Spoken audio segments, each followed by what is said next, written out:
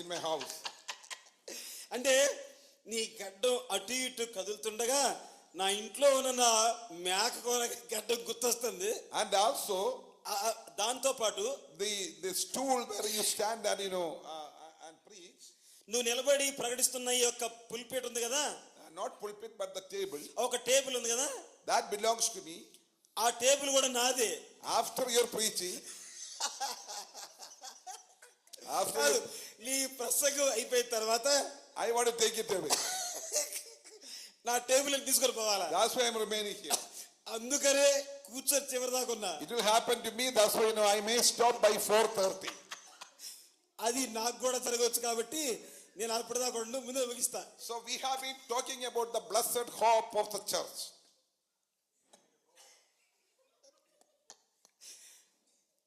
సంఘము యొక్క శుభప్రదమైన నిరీక్షణ గురించి ఉదయం మనం మాట్లాడుతున్నాం. That is the glorious hope of the church.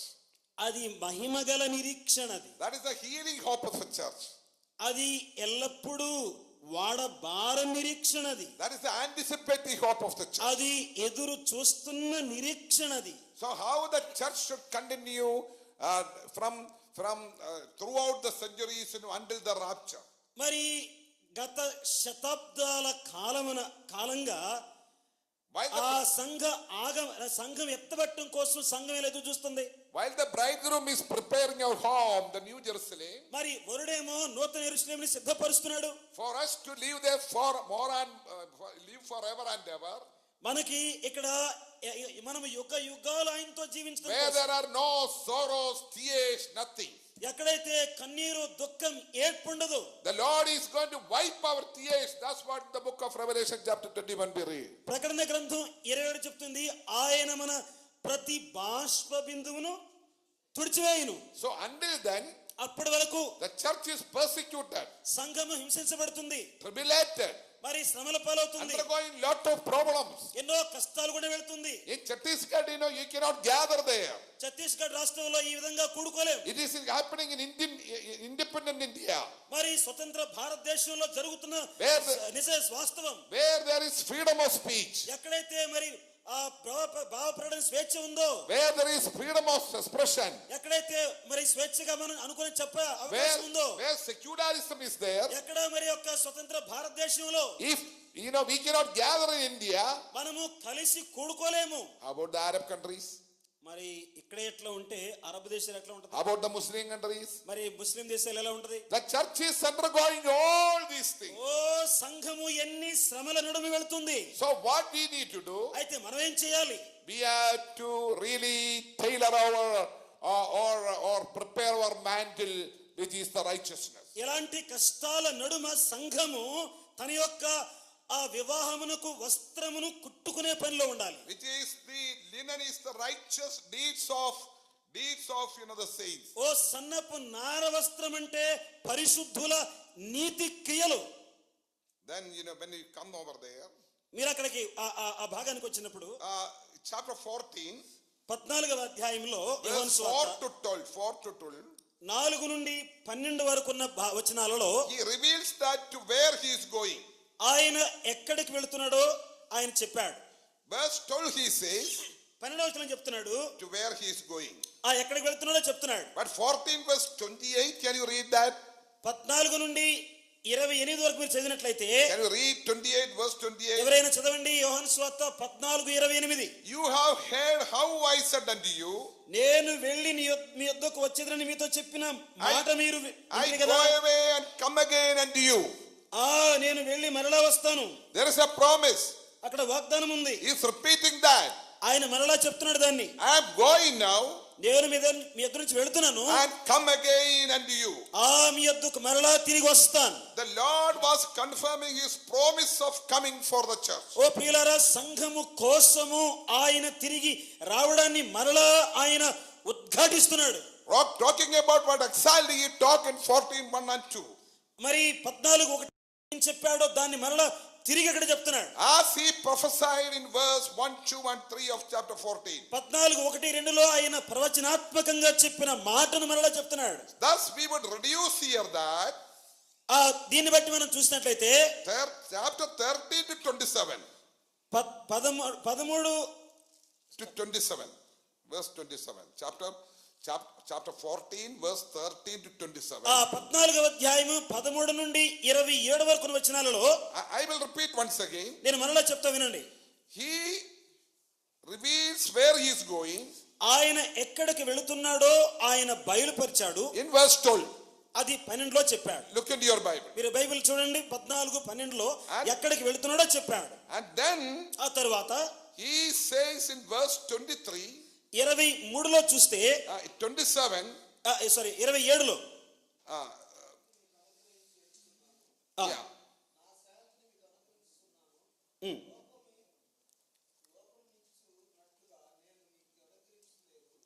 Yeah, anyway, verse 28. 28లో నేను వెళ్ళి మీ యొద్దకు వచ్చేదనని మీతో చెప్పిన మాట మీరు వింటిరి కదా. So he is promising that he'll come again. ఆయన ఏమంటున్నాడు, నేను మరలా మీ యొద్దకు వస్తాను అని చెప్తున్నాడు. So that's from 13 to 27. ఆ 27. 13 నుండి 27 వరకు ఉన్న వచనాలలో ఆయన చెప్తున్నాడు. That corresponds to the church age. ఆ భాగాన్ని సంఘ కాలం అంటున్నాడు. From day of Pentecost until rapture. అంటే పెంతెకోస్తు దినము నుండి సంఘం ఎత్తబడేంత వరకు ఉన్న కాలాన్ని చెప్తున్నాడు. But during that period, అయితే ఈ కాలములో while we are all undergoing several problems in this world, ఈ లోకములో మనము ఎన్నో శ్రమల గుండా వెళుతున్నాం. tears, sorrows, persecution, tribulation and everything. ఓ కన్నీరు, వేదన, బాధ, హింసలు కలుగుతున్నాయి. One after another, we have causes to departures of our dear ones and all. ఓ ఒకరు వెంబడి ఒకరు మన ప్రియులైన వాళ్ళు దాటి వెళ్ళిపోతున్నారు. When we are in total problem, మనం ఎన్నో శ్రమల గుండా వెళుతున్నాము. oh, there is a promise. ఓ ఇక్కడ మనకు ఒక వాగ్దానం ఉంది. Read 14 verse 18. చూడండి 14:18 ఏమన్నాడు. What does it say? ఏమంటున్నాడు? What does it say? మిమ్మును అనాథలునుగా విడువను. Go through it. I will not abandon you as orphans. ఓ మిమ్మును అనాథలునుగా విడువను. I will not abandon you as orphans. ఓ మిమ్ములను అనాథలుగా విడవనంటున్నాడు. In another promise in Matthew chapter 28, మత్తయి సువార్త 28లో ఒక వాగ్దానం ఉంది. he said to the disciples, ఆయన శిష్యులతో అంటున్నాడు, go all over the world and preach. ఓ మీరు లోకమంతా వెళ్ళి సువార్త ప్రకటించండి. No, I am with you by the up to the end of this age. ఓ యుగ సమాప్తి వరకు సదాకాలం మీతో ఉంటానన్నాడు. But here says, I will not leave you as orphans. ఇక్కడ ఏమంటున్నాడు? మిమ్మల్ని అనాథులుగా విడువనంటున్నాడు. Orphanos, the Greek word is orphanos.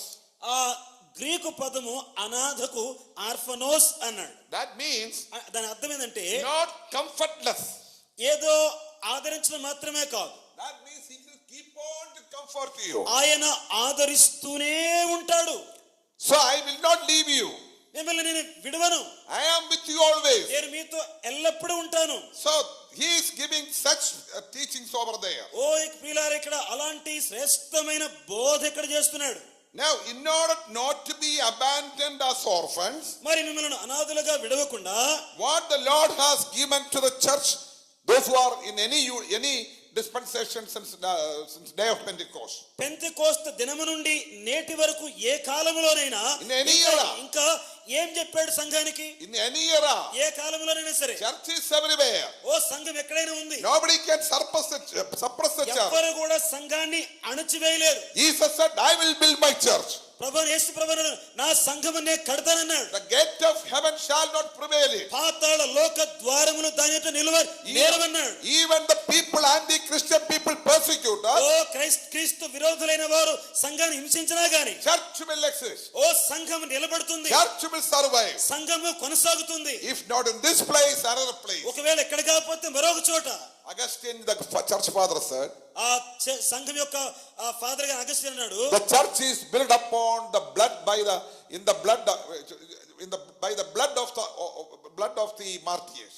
ఆ యొక్క మరి ఎవరైతే దేవుని ప్రభు కోసం మరి వారు మరణించిన వారు, తమ్మును తాము చనిపోయిన వారు, వారి రక్తం మీద సంఘం కట్టబడింది అన్న. In order not to be abandoned as orphans, ఓ మనల్ని అనాథలుగా విడవకుండా, you know what the Lord has given to the church? ఇంకే సంఘానికి ఏమిచ్చాడు? During this intermittent period, ఓ ఈ మధ్య కాలములో ఏం చెప్పాడు ఆయన? from the day he went ascended to heaven, ఆయన పరలోకమునకు వెళ్ళిన నాట నుండి and unto his coming, మరలా ఆయన వచ్చేంత వరకు he did not leave you alone. ఆయన ఒంటరిగా సంఘాన్ని విడవలేదు. He has given us some resources. ఓ సంఘమునకు ఎన్నో వనరులు ఇచ్చాడు. You know what are those resources? ఏ వనరులు ఇచ్చాడు? Verse 13 and 14. 13-14 వచనాలు. Chapter 14, 13 and 14. ఆ యోహాను సువార్త 14వ అధ్యాయం 13-14 వచనాలు. Says that I will do whatever, provision of making riches to God. మీరు నా నామమున దేని నడుగుదురో తండ్రి కుమారుని యందు మహిమపరచబడుటకై The first thing is the provision of making riches to God. ప్రియులారా, మొదటి వనరు ఏంటంటే యేసు ప్రభు నామములో తండ్రిని అడిగే ఆధిక్యత ఇచ్చాడు. And here we read that, ఇక్కడ ఇలా చదువుతాము, and I will do whatever you ask. మీరు ఏది అడిగినా నన్ను అడిగిన నేను చేతును అన్నాడు. చూడండి, in my name, నా నామమున మీరు నన్నేమి అడిగినను so that నేను Father చేతును. may be glorified in the Son. మరి తద్వారా తండ్రి కుమారుని యందు మహిమ పరచబడతాడు. If you ask me anything in my name, మీరు నా నామమున ఏది అడిగినా I will do it. నేను చేతును. That doesn't mean that for every prayer everything is answered. దీని అర్థం ఏంటంటే ఏమి అడిగిన ఇస్తాడని కాదు. God will answer to prayers in three ways. దేవుడు ప్రార్థనని 3 రకాలుగా వింటాడు. This is like the traffic light. మరి ట్రాఫిక్ లైన్ లాగా. To certain prayers, he will say, no, red light. కొన్ని ప్రార్థనలకు మరి ట్రాఫిక్ సిగ్నల్ రెడ్ సింబల్ ఎర్ర signal పడినట్లుగా కాదంటాడు. Certain prayers, because he knows that we don't want it. తెలుసు ఆయనకి మనకు అవసరం లేదు కాబట్టి వద్దులే అంటాడు. Certain prayers he will say wait, yellow. కొన్ని ప్రార్థనలకు మరి ఆ పచ్చాకారంలో ఆగు అంటాడు. And then certain prayers he will give you green light. కొన్ని ప్రార్థనలకు మరి పచ్చ రంగులాగా సరే ఇస్తానులే అంటాడు. It is clarified there in James and all. యాకోబు పత్రికలో కూడా వీటిని వివరించాడు. So whatever we need, మనకు ఏది కావాలన్నా కూడా the Lord knows. ప్రభువుకు తెలుసు. We may ask several things, మనం ఎన్నో అడుగుతాం ప్రభుని, but whatever we need he will provide. మనము ఏది అడిగినా ఏది అవసరతలో ఉన్నా ఆయన మనకి ఇస్తాడు. God not answering to prayers means, దేవుడు ప్రార్థన ఆలకించట్లేదంటే in his sovereignty, ఆయన సార్వభౌమాధికారములో, in his foreknowledge, ఆయన యొక్క దైవ మరి భవిష్యత్ జ్ఞానములో there could be some reason not to say. ఆయన కాదు అంటానికి ఏదో ఒక కారణం ఉంటుంది. My grandson, younger one, నా యొక్క మరి మా చిన్న మనవడు 3 years old, 3 సంవత్సరాల పిల్లవాడు. he may ask several things. ఆయన ఎన్నో అడుగుతాడు వాడు. Her parents would not give everything. మరి తల్లిదండ్రులు ఇస్తారా? Because if he's using that one, ఒకవేళ వాడు అలా తీసుకుని ఏం చేస్తాడు వాడితో? it will be harmful to him. తనకి అలా ఏది పడే గాయపరుచుకుంటాడు. So generally, సహజంగా the provision of asking riches to God, మరి దేవుణ్ణి అడిగే ఆధిక్యత మొట్టమొదటిగా సంఘానికి ఇచ్చాడు. when Paul was penning down the book of Philippians, ఫిలిప్పీలకు రాసిన పత్రిక పౌలు రాసేటప్పుడు in verse 4-5, 4-5 వచనంలో ఏమన్నాడు? at the second part it says, రెండవ భాగంలో చెప్తాడు, the Lord is near. దేవుడు సమీపముగా ఉన్నాడు. God is near. ఆయన సమీపముగా ఉన్నాడు. And that nearness in Greek means, ఆ మాట సమీపముగా అనే మాట గ్రీకులో ఎలా ఉందంటే, God is always with us. దేవుడు ఎల్లప్పుడూ మనతో ఉన్నాడు. But that nearness means, అయితే సమీపంగా ఉన్నాడంటే special nearness. ప్రత్యేకంగా విశేషంగా దగ్గర ఉన్నాడు. The Lord is near. ప్రభు సమీపంగా ఉన్నాడు. As I said yesterday, నేను నిన్న చెప్పినట్లుగా in every situation, ఏ సందర్భంలోనే సరే, like that man who was traveling in the shore of the sea, అదిగో సముద్రంలో ప్రయాణం చేసే వ్యక్తికి తోడినట్లుగా, certain times the Lord will carry us. కొన్నిసార్లు ప్రభు మనల్ని మోసుకెళ్తాడు. Especially in the difficult situations. ప్రాముఖ్యంగా కష్ట కాలములో ఎత్తి మోస్తాడు. Then you read verse 6. మరి 6 మీద చదివినట్లయితే he says that, ఇలా అంటాడు, do not be anxious about anything. ఎఫెసీ 4:6లో దేని గురించి చింతపడొద్దు. We are all anxiety oriented people. మనము సహజంగానే చింతపడే వాళ్ళం. I am remembering that after discontinuance of my education in Kerala, మరి నా యొక్క చదువుని కేరళలో నేను కొనసాగించలేకపోయినప్పుడు God redirected me to Mumbai city. దేవుడు మరలా నన్ను తిరిగి ముంబైకి నడిపించాడు. I had lot of financial difficulties. ఆర్థిక సమస్యలతో ఇబ్బంది పడుతుండేవాడిని. My future was uncertain. అసలు నా భవిష్యత్తు ఎలాగుండదో తెలియదు. And there is a beach in Mumbai. మరి అక్కడ బీచ్ ముంబైలో ఉంటుంది. And that is called Queen's Necklace. మరి క్యూస్ డిక్ అనే బీచ్ ఉంది అక్కడ. I am remembering that after my college. నా యొక్క కాలేజ్ చదివిన తర్వాత Before I got that time I was going to work also. అంతకు ముందు కొంత పని కూడా చేస్తుండేవాడిని. There is one about 45 minutes of gap. 45. You know what I will do? అక్కడ ఏం చేస్తున్నావాడిని? I will sit there at the seashore. మరి ఆ యొక్క సముద్ర పట్టున కూర్చొని anxious about the future. ఆలోచిస్తుండేవాడిని నా భవిష్యత్తు ఏంటని. Crying. ఏడుస్తుండేవాడిని, ప్రార్థిస్తుండేవాడిని. He was hearing all these things, maybe literally poetically speaking. చెప్పాలంటే ఒక పద్యంగా కవి చెప్పాలంటే ఇవన్నీ కూడా ఆ సముద్ర పొట్టున అలల తాకిడికి ఏంటో అని ఆలోచించేవాడిని. More than that, the Lord heard me. అదిగో దేవుడు నన్ను వినడం కంటే కూడా How over the years God directed me, guided me and raised me. దేవుడే నన్ను విని ఏ విధంగా పెంచి పెద్ద చేశాడో భవిష్యత్తు ఇచ్చాడో మీరు ఆలోచించేయండి. Paul says that. పౌలు అంటున్నాడు, where he was at that time. మరి నువ్వు ఎక్కడున్నావు ఇప్పుడు? నువ్వు Roman jail. రోమాస్ జైలులో ఉన్నాడు. Lot of room for anxiety. ఎంతో మరి అసలు కలత చెందడానికి ఎంతో అవకాశం ఉంది. He says do not be anxious about anything. అలాంటి ఒక చెరసాలలో ఖైదీగా ఉంటున్నాడు. దేని గురించి చింతపడదంటున్నాడు. Instead in every situation. అయితే ప్రతి సమయమునందును whether free or bond. ఒకవేళ నువ్వు స్వేచ్ఛగా ఉన్నా ఖైదీగా ఉన్నా, money is there or not, డబ్బులున్నా లేకపోయినా, where there is tears in our life, ఒకవేళ కన్నీరున్నా ఆనందమున్నా, when we are worried about our future, children of the future, children's future, పిల్లల యొక్క భవిష్యత్తు గురించి ఒకవేళ చింత ఉన్నా, in all situations, అన్ని సందర్భాలలో, in all situations, అన్ని పరిస్థితుల్లో through prayer and petition, ప్రార్థన విజ్ఞాపనలు చేయమంటున్నాడు. with thanksgiving, కృతజ్ఞతలు చెల్లించమంటున్నాడు. tell your request to God. మీ యొక్క విన్నపములు దేవునికి చెప్పండి. Children, you must learn this. పిల్లలారా మీరు నేర్చుకోండి. Let's learn to tell our request to God. మీ యొక్క నీ అక్కరలు నీకేం కావాలో నువ్వు దేవునికి చెప్పు. I love one song. ఒక కీర్తన నాకు ఇష్టం చాలా. That is there in the Telugu as well. మరి ఆ పాట తెలుగులో కూడా ఉంది. What a friend we have in Jesus. ఎంత మంచి స్నేహితుడు మనకున్నాడు. What a friend we have in Jesus. I can share any problems. ఏ సమస్య అయినా చెప్పుకోవచ్చు. Everything give petitions to God.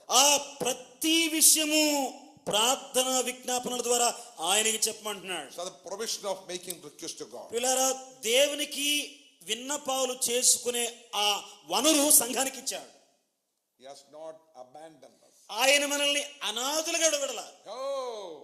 I am unseen now. నేను మీకు ఒకవేళ కనబడవచ్చేమో. I am at the right hand of the Father. అదిగో తండ్రి యొక్క కుడి పార్శ్వమున కూర్చున్నాను. But you have a communication line. అయితే మీకు ఒక సంధి, నాతో మాట్లాడే ఒక టెలిఫోన్ కనెక్షన్ ఉంది. You have a communication line. మీరు నాతో మాట్లాడొచ్చు. It's like online communication. ఇది ఆన్లైన్ కమ్యూనికేషన్, ఎప్పుడైనా మాట్లాడొచ్చు. Do you practice that? మీరు అది సాధన చేస్తున్నారా? How much time you and me we are spending in prayer? ఎంత సమయము నీవు నీ దేవునితో గడుపుతున్నావు? The second provision is, రెండవ వనరు ఏమిచ్చాడంటే provision of the word of God. దేవుని వాక్యమనే వనరు. Provision of the word of God. దేవుని వాక్యం ఇచ్చాడు. Children, పిల్లలారా, what is first? ఏంటిది మొదటిది? Provision of prayer. ప్రార్థననే వనరు ఇచ్చాడు. Chapter 14 verse 15. 14:15 చూడండి. If you love me, you will obey my commandments. మీరు నన్ను ప్రేమించిన ఎడల నా ఆజ్ఞలను గైకొందురు. You will obey my commandments. నా ఆజ్ఞలు గైకొంటారు. Verse 21. 21. If anyone loves me, నా ఆజ్ఞలను ఎవరైనా ప్రేమించిన ఎడల he will obey my word. నా వాక్యముకు లోబడతారు. And my Father will love him. నా తండ్రి వలన ప్రేమ పడతారు. And we will come to him. మేము నీ యొద్దకు వస్తాము. Father and son are equal, తండ్రి కుమారుడు సమానము. And take up residence within us. మీతో వచ్చి నీతో కలిసి ఉంటాం. Yesterday I was speaking about abiding in Christ. నిన్నటి దినాన క్రీస్తునందు నిలిచి ఉంటాం గురించి చెప్పాను. That means how we are abiding in Christ. ఏ విధంగా ఆయనందు నిలిచి ఉంటాం? By prayer you are communicating to God. ప్రార్థన ద్వారా దేవునితో మాట్లాడతావు. And when you read and meditate the word of God, దేవుని వాక్యము చదివి ధ్యానించినప్పుడు there is a connection. అప్పుడు ఒక సంబంధం ఉంటది. Here the same thing is talked about. దాని గురించి ఇక్కడ మాట్లాడుతున్నాడు. And we will come to him and take up residence with him. మేము అతనికి వచ్చేసి అతనితో నివాసం ఉంటామంటున్నాడు. The word of God in us means God with us. దేవుని వాక్యం మనలో ఉంది అంటే అర్థం ఏంటంటే దేవుడు మనతో ఉన్నాడు. They are God's words to us. దేవుని వాక్యం మనతో ఉంటుంది. Verse 24. 24వ అధ్యాయం వచనం చూస్తే, the person who does not love me does not obey. నన్ను ప్రేమింపని వాడు నా మాట గైకొనడు. Does not obey my words. మీరు నా మాట వినడని చెప్తున్నాడు. And you hear, and the word you hear is mine, not mine. మీరు వినుచున్న మాట నా మాట కాదు. But Father's, who sent me. నన్ను పంపిన తండ్రిదే. We read in 1 Peter chapter 1:19. మొదటి పేతురు 1:19 చదువుతాం మనం. Moreover, అంతకంటే we possess the prophetic word as an altogether reliable thing. ఇంతకంటే ప్రవచన వాక్యం మనకున్నది అన్నాడు అక్కడ. You dwell well if you pay attention to this. దాని యందు మీరు లక్ష్యం ఉంచినట్లయితే మీకు మేలు అన్నాడు. As you would do a lighting shine in a murky place. చీకటి గల స్థలములలో వెలుగుచున్నట్టు వాక్యం ఉన్నది అన్నాడు. Now when the electricity is gone. మరి ఒకవేళ కరెంట్ పోయింది అనుకోండి. And even the inverter is gone. ఒక ఇన్వర్టర్ పాడైపోయింది అనుకోండి. You will lit the candle. అప్పుడే చేస్తావు, candle వెలిగిస్తావు. It is a murky place. అది చీకటి స్థలము, dark place. చీకటి స్థలం అది. The candle is enlightened. అప్పుడు కొవ్వొత్తి వెలుగుతుంది. The word of God is the lamp unto our feet. అలాగనే దేవుని వాక్యం మన పాదములకు దీపం. In a murky place until the day dawns and the morning star rises in your heart. అదిగో చీకటి స్థలములలో వెలుగుచున్నట్టు ఆ వాక్యం మన హృదయాలను వెలిగిస్తుంది అంటున్నాడు. When you are reading and obeying the word of God, దేవుని వాక్యం చదివి ఆ వాక్యమునకు లోబడితే the word of God is enlightening us. దేవుని వాక్యం మనల్ని వెలిగిస్తుంది. Look, he did not leave us alone. చూసారా, ఆయన మనల్ని అనాథులుగా. So the word of God is given to us. రెండవదిగా దేవుని వాక్యం ఇచ్చాడు. What is first thing? మొదటి దేవుడు ఇచ్చాడు ప్రార్థన చేసే భాగ్యం. Provision of prayer. ప్రార్థన వనరు ఇచ్చాడు. What is the second thing? రెండవ వనరు ఏంటి? Word of God. వాక్యం ఇచ్చాడు. And finally, చివరిగా we read that. దాన్ని మనం చదువుతాము. 14:16. 14:16. 14:16. చదవండి. 14:16లో, I will ask the Father, నేను తండ్రిని వేడుకొందును, and he will give you another advocate. మీ యొద్ద ఎల్లప్పుడూ నుండుటకు ఆయన వేరొక ఆదరణకర్తను, అనగా another advocate to be with you forever. మీతో ఎల్లప్పుడూ నుండుటకు. What is the meaning of that another? వేరొక అంటే అర్థం ఏం తెలుసా? What is the meaning of that?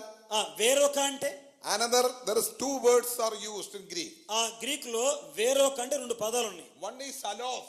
ఒకటి సాలోస్ అని. అల్లోస్ అని. What is the meaning of that? ఈ పదాల అర్థం ఏంటి? same kind. అంటే అదే రకమైన అని. And the other one is heteros. మరొకటి అంటే ఏంటి? What is the meaning of that? ఆ మాట అర్థం ఏంటంటే that is another variety, another kind. మరి మరొక విధమైన అని. When you go to mango shop, Andhra produces the best mangoes. ఆంధ్రాలో మధురమైన మ్యాంగోలు పండిస్తారు కదా.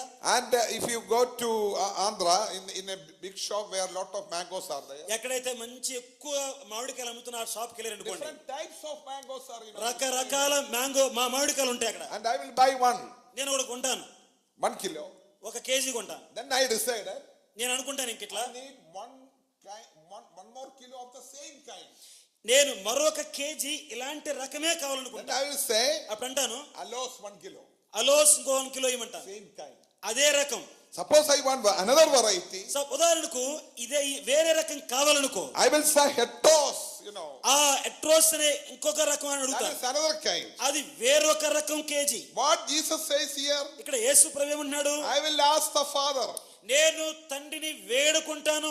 I will give you another advocate. Allo. వేరొక ఆదరణకర్త. Same like Father. తండ్రి లాంటి. Same like Son. కుమారుడు లాంటి, equal like father and son. ఆ తండ్రి కుమారునికి సమానమైనటువంటి ఆత్మను మీకు ఇస్తాను. What for he is given? ఎందుకోసం ఇస్తున్నాను? During this intermittent period, ఆ ఈ మధ్య కాలములో, from Pentecost until rapture, మరి పెంతెకోస్తు దినము నుండి సంఘం ఎత్తబడేంత వరకు ఉన్న కాలంలో to be with you. మీతో ఎల్లప్పుడు ఉండటానికి. You know the word there, advocate. ఆ ఆదరణకర్త అంటే The Greek word is ఆ గ్రీకు మాట parakletos.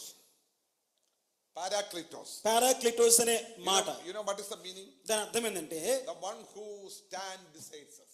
ఆ మన ప్రక్క నిలబడేవాడు. Advocate. మనం అక్కడ ఉత్తరవాదిగా. If you go to a courtroom, మీరు ఒకవేళ కోర్టుకు వెళితే, we don't know several things.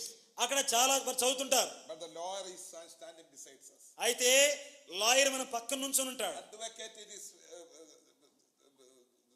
with us. మన పక్షముగా ఉత్తరవాదిగా జవాబుడానికి ఉంటాడు. I had to go to court for my company, legal affairs. మరి నేను కంపెనీ యొక్క న్యాయపరమైన విషయాల్లో కోర్టుకి చాలాసార్లు వెళ్ళాను. When the opposite advocate asks question, మాకు ప్రత్యర్థిగా ఉన్న లాయర్ అడిగినప్పుడు I may not be able to answer. కొన్నిసార్లు నేను ఉత్తరం ఇయ్యలేను. Then you know what my advocate will say? అప్పుడు నా యొక్క ఉత్తరవాది న్యాయవాది ఏమంటాడు? Say like this. ఇలా చెప్పు అంటాడు నాతో. Advocate. ఆయన ఉత్తరవాది. The one who stands beside me. నా ప్రక్కన ఉండేవాడు. As a comforter. ఆదరించేవాడు. To be with you. ఎల్లప్పుడు నీతో ఉంటాడు. What is the meaning of that? దాని అర్థం ఏంటి? To be within you. నీలో ఉంటాడు. He's not just outside. ఏదో నీ ప్రక్కన కాదు, నీలో ఉంటాడు. Permanently in contrast to the work of the Holy Spirit in the Old Testament. పిల్లరా, మరి పాత నిబంధన గ్రంథంలో పరిశుద్ధాత్మ దేవుని యొక్క స్థిరమైన పనిని గురించి చూస్తాం. In the Old Testament, పాత నిబంధన కాలంలో we see the work of the Holy Spirit. పరిశుద్ధాత్మ దేవుని యొక్క పనిని చూస్తాం. Like the Spirit upon the prophets. ప్రవక్తల మీదకు దేవుని ఆత్మ దిగి వచ్చాడు. In Isaiah 61 it says, యెషయా గ్రంథం 61వ అధ్యాయంలో, the Spirit upon me. దేవుని ఆత్మ నా మీద నిలుచున్నది అన్నాడు. Descends and ascends. ఆయన దిగి వస్తాడు, వెళ్ళిపోతాడు. Whereas in the New Testament period, అయితే క్రొత్త నిబంధన కాలంలో, the church age, సంఘ కాలంలో we read that మనం ఈ విధంగా చదువుతాము, the Spirit within us.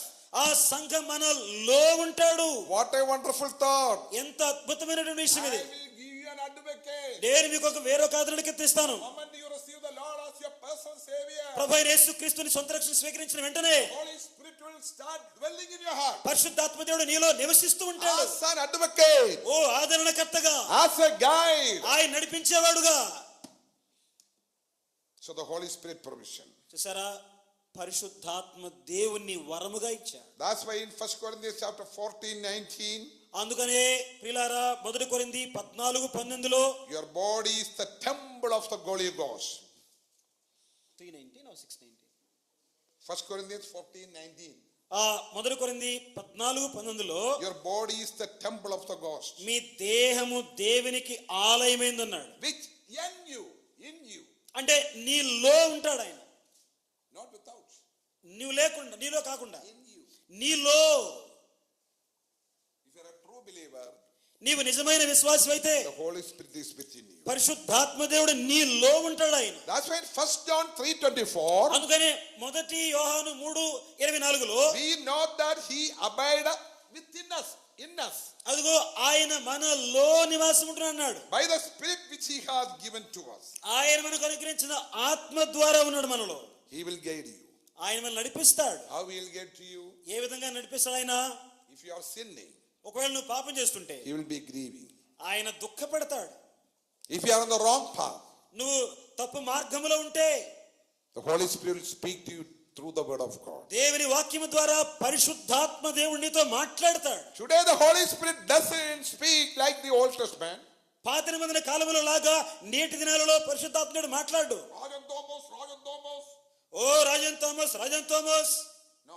అలా మాట్లాడు. Whatever he speaks, ఆయన ఏం మాట్లాడినా కూడా he speaks to the Holy Spirit inspiringly written down word of God. రాయబడిన దేవుని వాక్యములో నుండి మాట్లాడతాడు, ద్వారా మాట్లాడతాడు. Meditate and all. మనము చదివి ధ్యానించినప్పుడు నీతో మాట్లాడతాడు. Holy Spirit speak to you. ఆ పరిశుద్ధాత్ముడు నీతో మాట్లాడు. Today there are no more revelations. ఓ ఈ రోజుల్లో ఇంకా విశేషమైన Like ప్రత్యక్షతలు లేవు. the Pentecostals claim. పెంతికోస్తు దినములు ఇప్పుడు పెంతికోస్తు సంఘాలు ఎవరైతే మాకు ప్రత్యక్షత ఉంది, దర్శనం ఉంది అంటారో, No more revelations. అలాంటి దర్శనాలు ఏమీ లేవు. No more inspiration for anybody to write the word of God. ఓ ఏ వ్యక్తి అయినా దేవుని వాక్యం రాయడానికి దేవుడు యెహోవా సెలవిచ్చినగా చెప్పడం ఇప్పుడు ఏమి ఇప్పుడు. But what we have today, అయితే ఇప్పుడేముంది, when you read and meditate the word of God, ఈ పరిశుద్ధ లేఖనాలను చదివి ధ్యానిస్తే He will enlighten us ఓ ఆయన మనల్ని వెలిగిస్తాడు, like a lamp. ఒక దీపములాగా He will guide you. ఆయన నడిపిస్తాడు. And if you are sinning, ఒకవేళ నువ్వు పాపం చేస్తుంటే that Holy Spirit will be quenched.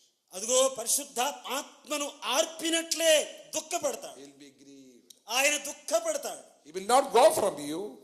ఆయన నీలో నుండి వెళ్ళిపోడు, He will be silent. అలా ప్రక్కగా మౌనంగా ఉంటాడు. Result is you will be totally confused. దాని వలన ఫలితం ఏం తెలుసా, అయోమయం ఉంటుంది జీవితం. So until rapture, సంఘం ఎత్తబడేంత వరకు, then we read that how the restrainer is remover in Thessalonians. ఆ తెస్సలోనికైలు రాసిన 2వ పత్రికలో మరి అడ్డగించుచున్నవాడు తీసివేయబడి వరకు అన్నాడు కదా. Until then, అప్పటి వరకు what we have, మనం ఏం చేయాలి, comfort, ఆదరిస్తాడు. Paracletos. ఆయన మనల్ని నడిపిస్తాడు, ఉత్తరవాది It's not ఉంటాడు. wonderful that the great God living within you. ఓ మీలో ఉన్నవాడు గొప్ప దేవుడు నీలో నివసిస్తున్నాడు. God is with you. దేవుడు నీతో ఉన్నాడు. I am with you always. నీతో ఎల్లప్పుడూ ఉంటున్నాడు. That's what the Lord said. ఆయన ప్రభు వచ్చేంత వరకు ఉంటాడు. So first, the permission of praying, communicating, worshiping. మొట్టమొదటిగా అదిగో ఆయనకు విజ్ఞాపన చేసే ఆ భాగ్యం ఇచ్చాడు. Second, the word of God. 2 వాక్యం ఇచ్చాడు. Inspiringly completed word of God. అదిగో దేవుని ఆత్మ ద్వారా ప్రేరేపించి రాసిన లేఖనం ఇచ్చాడు. Third is the Holy Spirit. 3వ వనరు ఏంటంటే ఆయన పరిశుద్ధాత్మ దేవుణ్ణి మనకిచ్చాడు. Then a day shall come, అదిగో ఆ దినం వచ్చినప్పుడు, the last day of the church. ఆ సంఘ చివరి గడియలో, That's what it is specified in 1 Thessalonians. అదే తెస్సలోనికైల పత్రికలో రాస్తాం, Chapter 4. 14వ అధ్యాయం. There we read that. అక్కడే విధంగా చదువుతాము. Chapter 4. తెస్సలోనికైలకు రాసిన మొదటి పత్రిక 4వ అధ్యాయం. There we say that 16 onwards. 16 నుండి చూడండి. Therefore the Lord himself shall descend from heaven. ఆయనే ఏమన్నా ఒకసారి చూడండి.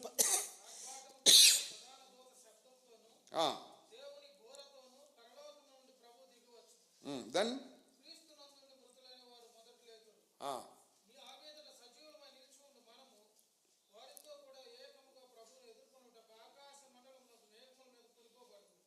he said, for the Lord himself shall descend from heaven పరలోకము నుండి ప్రభువు దిగి వచ్చును with a shout. ఆ దేవుని బోరతో ఆర్భాటముతో అన్నాడు. What is the meaning in the original language? మూల భాషలో ఈ శబ్దం అంటే ఏంటి అర్థం? Megaphonia.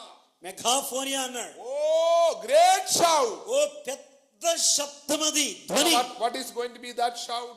ఏంటా ధ్వని? The Lord who stood at Lazarus' tomb. అదిగో లాజరు సమాధి వద్ద నిలుచున్న ప్రభు What is that? ఏమన్నాడు? Come out. బయటికి రా అన్నాడు. All those who dead in Christ, క్రీస్తునందు మృతులైన వారు, he will command. వాళ్ళని ఆజ్ఞాపిస్తాడు. Come out. బయటికి రండి అంటాడు. All our forefathers, ఓ మన తాతలు ముత్తాతలు అందరూ కూడా, the pioneers, those who started the brother movement and the assemblies in Andhra. ఓ ఆంధ్రాలో పూర్వం బ్రదర్ సంఘాన్ని ప్రారంభించిన వారు, Agrippa uncle, అగ్రప అంకుల్ గారు, Silas Fox uncle, Silas Fox uncle గారు, and several of those uncles, ఓ ఇంకా అనేక మంది అంకుల్స్ అందరూ కూడా, Prabhudas uncle, ప్రవేశ అంకుల్, all believers, ఓ విశ్వాసులందరూ, present time believers, ఓ మొదటి శతాబ్ద విశ్వాసులందరూ కూడా, they will come out. వాళ్ళందరూ లేచి వస్తారు బయటికి. And then what we say, ఆ తర్వాత ఏమైంది? with the voice of the archangel. ప్రధాన శబ్దముతో. You remember? Moses died. చూసారా, మోషే చనిపోయినప్పుడు There was a sort of argument going on there. అక్కడ ఒక వాదన ఉంది. మోషే చనిపోయినప్పుడు వాదన జరుగుతుంది. ఎవరితో? సాతానుతో. Satan will say, సాతాను అంటున్నాడు, no, they belong to my kingdom. నా రాజ్యం చెందినవాడు. This is earthly. ఇది భూమి కదా, నాది కదా అంటున్నాడు. I will not leave you. అసలు నిన్ను వదిలిపెట్టను. Then the archangel ఏమంటున్నాడు? Archangel of resurrection is Michael.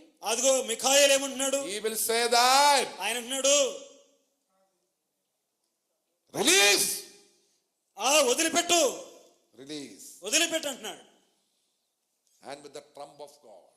తర్వాత దేవుని బూరతో అన్నాడు. Trumpet used in the Old Testament. పాత నిబంధన గ్రంథంలో దేవుని బూర చూస్తాము. To gather up the people. ఆ బూరలు ఎందుకు ఊతారంటే ప్రజల్ని పిలవడానికి. For the army to march.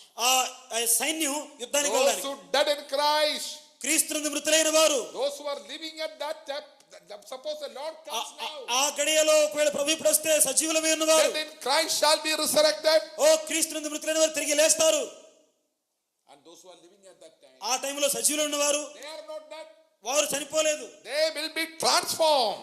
ఒక్క కనురెప్ప పాటులో మార్పు చెందుతారు. They will be changed. వారు మార్పు చెందుతారు. They will receive a new body. వారు నూతనమైనటువంటి దేహాన్ని ధరిస్తారు. Heavenly body. పరలోకమైనటువంటి పరలోక సంబంధమైన మహిమ దేహం. Those who are resurrected.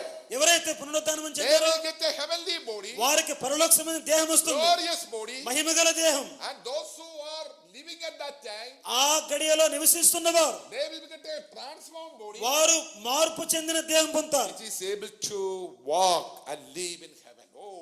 పరలోకములో ఆకాశములో ఎగిరిపోయే మహిమ దేహం. At that time. ఆ సమయంలో You know there is a psalm, remember that. ఆ కీర్తన జ్ఞాపకం చేయబడుతుంది. Oh death. ఓ మరణమా, Where is your challenge? నీ ముల్లెక్కడ? Where is your sting? నీ ముల్లెక్కడ ఓ మరణమా Oh, అంటాడు. through Jesus Christ we have victory. ప్రభువైన యేసుక్రీస్తు మనకు విజయం ఉంది. The array of believers, millions. కోట్ల మంది, లక్షల మంది Sing విశ్వాసులు that song. వాళ్ళు తిరిగి లేస్తారు. Oh death, where is your sting? ఓ మరణమా, నీ ముల్లెక్కడ అంటారు. No more sorrow. దుఃఖం లేదు. No more cancer. ఇంకా క్యాన్సర్ లేదు. No more sickness. ఇంకా బాధ, నొప్పి, జబ్బులు లేవు. When I visited నాసాకి నేను వెళ్ళినప్పుడు, like ISR, ఇస్రో వాళ్ళలాగా వెళ్ళినప్పుడు, all the spacecraft, when the air, it was displayed over there. ఈ ఆకాశంలోకి వెళ్ళే స్పేస్ క్రాఫ్ట్ అక్కడ వాళ్ళు అక్కడ పెట్టారు. It is displayed over there. అక్కడ అందరూ చూపిస్తున్నారు. Then I saw, నేనేం చూశానంటే అక్కడ in a cage, ఒక పంజరం లాంటి దాంట్లో rover that Armstrong and who else in 1969 landed in మరి 1969లో నీల్ ఆర్మ్స్ట్రాంగ్ వీళ్ళందరూ ఆ చంద్రుడి మీదకి వెళ్ళినటువంటి ఆ యొక్క అది నౌక అక్కడ ఉంది. It's a three wheel rover. ఆ 3 గాళ్ళ ఆ నౌక అక్కడ ఉంది. It is displayed there. అలా పెట్టారు అక్కడ. In 2004 I went.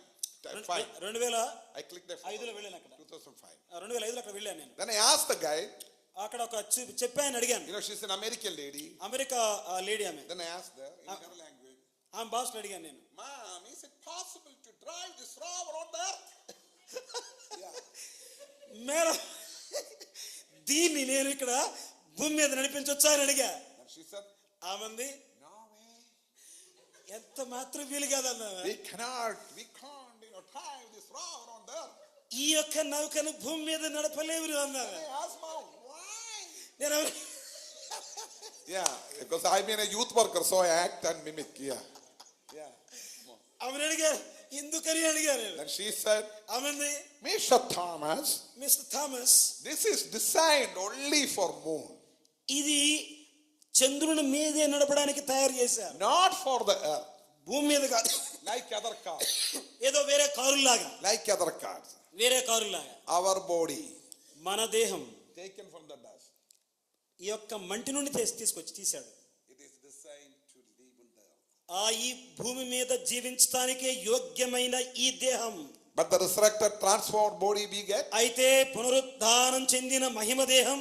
That is designed to walk and live in heaven. నడవడానికి, జీవించడానికి పరలోకంలో యోగ్యంగా ఉండగలిగినటువంటి దేహం. Truth of rapture. ఓ ప్రియులారా, ఆ యొక్క పునరుద్ధాన రాకడ దినములో What did Jesus said? ప్రభు ఏమన్నాడు? I will not leave you alone. మిమ్మల్ని అనాథలు విడువను. I am going to prepare a place for you. మీకోసం స్థల సిద్ధపరుస్తున్నాను. I'll come back to you. నేను మరలా వస్తాను. May God bless you and thank you. Now I am leaving because I think 30 minutes I have to travel and have my dinner at 6 o'clock.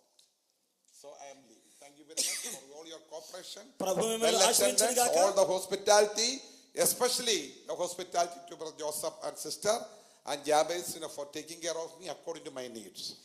మరి మీ అందరూ కూడా చక్కగా విన్నారు వాక్యం. ప్రభు మిమ్మల్ని దీవించును గాక. మరి విశేషంగా జోసెఫ్ బ్రదర్ సిస్టర్ అలాగే జాబేజ్ నన్ను నా యొక్క ఆ సమయానుకూలంగా ఆహారం పెట్టే అక్కర్లని చూసుకునేందుకు వాళ్ళు కూడా చాలా వందనాలు. May I request to pray for my problem, gastrological problem. నాకున్నటువంటి గ్యాస్ సమస్య గురించి కూడా మీ ప్రార్థనలో జ్ఞాపకం చేసుకోవాలని కోరుతున్నాను. Thank you very much. మీ అందరికీ వందనాలు.